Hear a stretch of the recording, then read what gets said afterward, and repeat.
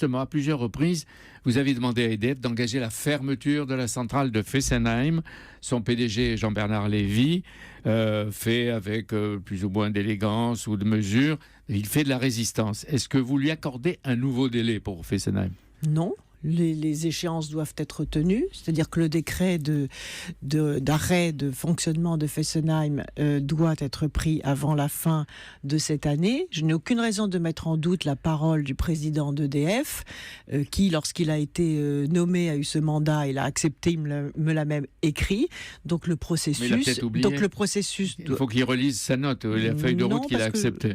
Donc le processus doit être tenu et il n'y a aucune raison qu'il ne le soit pas. Oui, mais de sa part, et on comprend bien, c'est pas un caprice, il veut obtenir une indemnisation adaptée à la fermeture de Fessenheim, car il a des actionnaires suisses et allemands.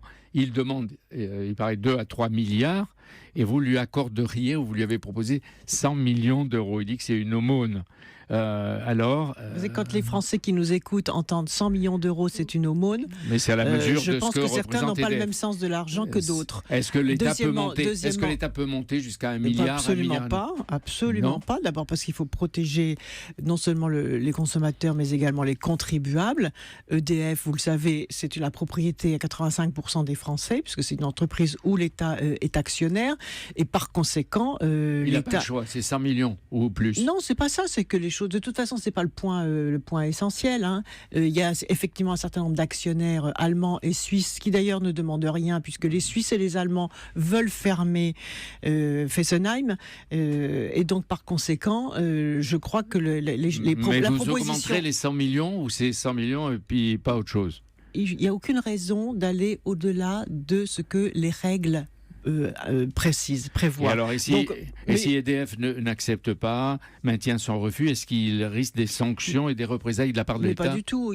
Ça ne se pose pas du tout sur ce plan-là. Il est raisonnable de fermer Fessenheim, qui est la plus ancienne centrale. Mais la plus rénovée, avec 500 millions de rénovation. Absolument pas. Elle est rajeunie, elle est belle, elle fonctionne. Oui. Elle a plus de 40 ans. Elle aura 40 ans l'année prochaine. Donc les autorisations de centrale, vous savez, ont été données pour 40 ans.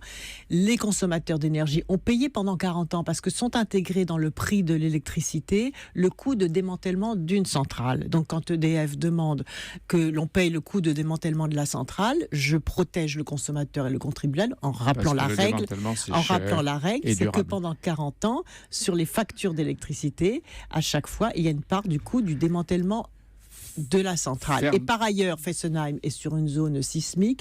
Et enfin, Fessenheim, aujourd'hui, a une technologie de refroidissement qui n'est autorisée que jusqu'en 2022.